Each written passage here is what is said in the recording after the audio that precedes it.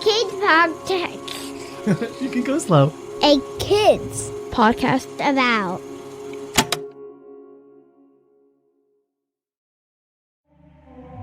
Hi, this is Matthew, and I'm head of podcasts at a kids company about. We are so glad you're listening to this show, and I wanted to let you know that we've got an entire network of podcasts dedicated to producing original content that talks up to kids, centers the things going on in their world, and engages and challenges how they see the world and themselves. With shows about facts, climate justice, current events, and activism, there's a show out there made just for your kid. Check out the A Kids Podcast About channel on Apple Podcasts or wherever podcasts are found, or visit akidsco.com.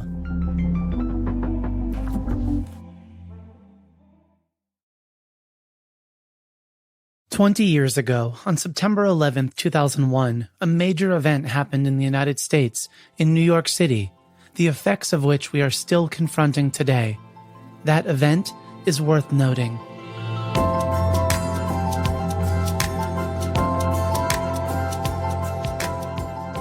On the morning of September 11, 2001, the United States was attacked by a terrorist group and nearly 3,000 people lost their lives.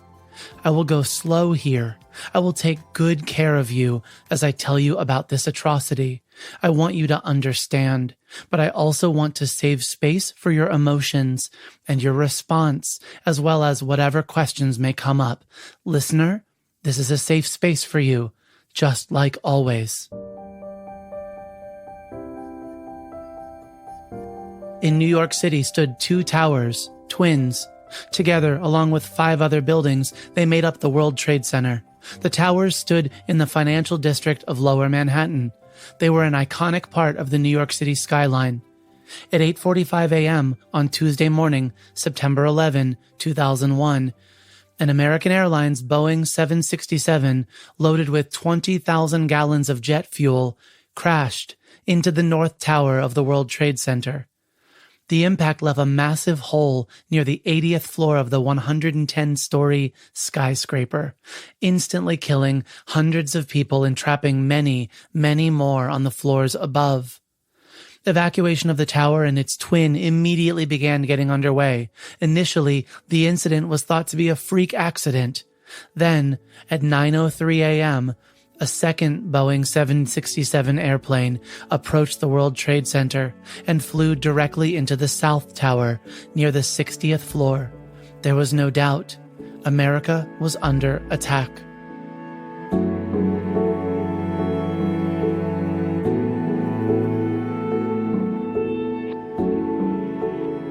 Less than 15 minutes later, the World Trade Center's South Tower collapsed. And within the hour, the North Tower collapsed as well. All told, nearly 10,000 people were treated for injuries, many severe. A third plane crashed into the Pentagon military headquarters in Washington, D.C. at 9:45 a.m., resulting in the loss of nearly 200 military personnel and civilian lives. And a fourth plane, which had a delayed takeoff, passengers were beginning to hear word of the events in New York City and Washington, D.C. The passengers planned an insurrection, a takeover of the plane from the terrorists.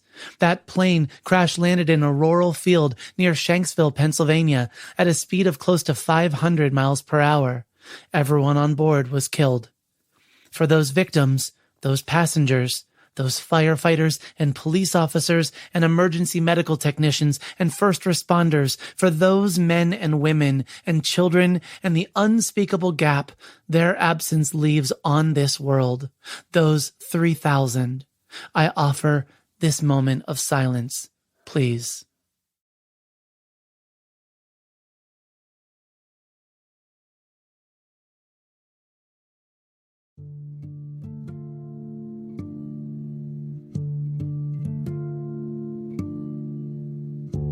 There are details we do not know for sure. The attack was carried out by 19 Islamic terrorists from Saudi Arabia and several other Arab nations. A terrorist is someone who uses violence against the law in order to influence or resist a government. Acts of terrorism are meant to instill a sense of fear in those who witness them. To be Islamic means to follow Islam, a religion teaching that Muhammad is a messenger of God. Followers of the Islamic faith are called Muslims. Over 3 million Americans are Muslim, according to the Pew Research Center.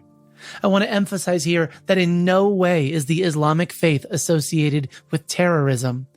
Anyone with whatever particular viewpoints can carry out a terrorist attack. Those involved in the September 11 attack happen to be Islamic. According to another Pew Research poll, there are nearly 2 billion Muslims in the world as of 2015, accounting for nearly 25% of the world's population. And while I could spend time recounting the events to you and the people involved and the great, great tragedy, I will pause here. I will note our nation's occupation of Afghanistan for 20 years, ending only recently on August 30th, 2021, as all U.S. forces were withdrawn from the country, marking the end of Operation Enduring Freedom. Instead of going detail by detail and risking losing the message, the takeaway, I will ask you this. What do you do with all that hurt?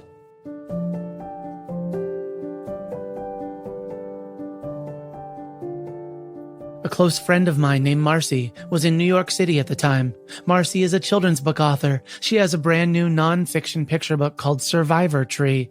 It's about a tree that stood beside the towers and was buried in their rubble.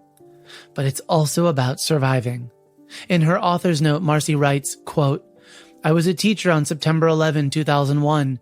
As the day's events unfolded on our classroom television, I was asked questions by 35 high schoolers. My only answer? I don't know. The blue early morning sky had turned into a violent absence of color as gray ash brutally blotted out Lower Manhattan, a shift that haunted me long after the event, as did the many questions that I couldn't answer.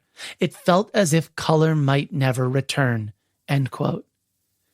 In that time, where others felt as if color might never return, many mourned for those lost in the attack. Many gathered to pray and to support and to share resources and to rebuild. Many were angry, and many wanted to retaliate. Some did, in whatever way they could. Some of these retaliations were on innocent people, people who observed the same religious practices as those men, or were from the same part of the world as those men, or who dressed or talked or looked or resembled even slightly those men. And when they did, their generalizations became hate and anger and violence. There were acts of Islamophobia, the dislike of or prejudice against Islam or Muslims, especially as a political force. There were acts of xenophobia, the dislike of or prejudice against people from other countries. Like the aftershocks of the attack, there are still echoes of these harmful responses today, but there is also rebuilding and restoring.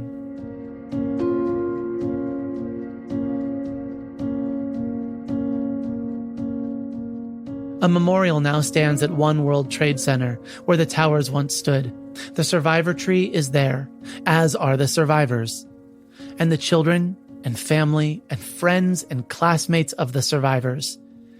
And for some, or maybe many, some of the color is beginning to return. It returns in the form of books and art and businesses and music and community and unity and action and justice. That we may never forget what happened on September 11, 2001, in hopes that it may never happen again. So here's your homework. Explore the 9/11 Memorial and Museum. I'll include a link in the show notes. You don't need to go there, though you are welcome to, but you can visit their website and see beautiful photos of the memorial and take part in virtual school programs. Sharpen your ability to notice and identify Islamophobia and xenophobia. Then take actions to disrupt it when you see it happening. And always do what you can to help bring the color back to those who need it. History is both behind us and in front of us. We must all seek to understand our history and response to history so that our actions can help to shape a more tolerant and just world. I'm Matthew, and this is Worth Noting.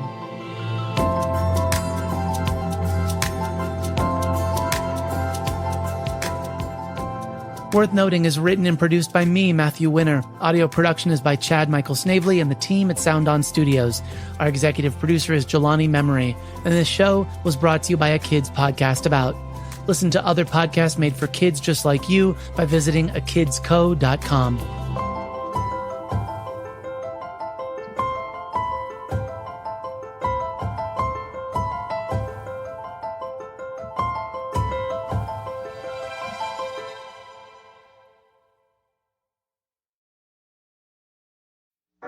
A Kids Book About is now a kids company about, empowering a generation of kids through diverse storytelling. Visit akidsco.com and explore a wealth of books, podcasts, and classes for kids of all ages. While you're there, check out A Kids Class About, an all-new education streaming platform designed for tweens and teens, focused on careers, life skills, and big ideas. Visit akidsco.com for more information.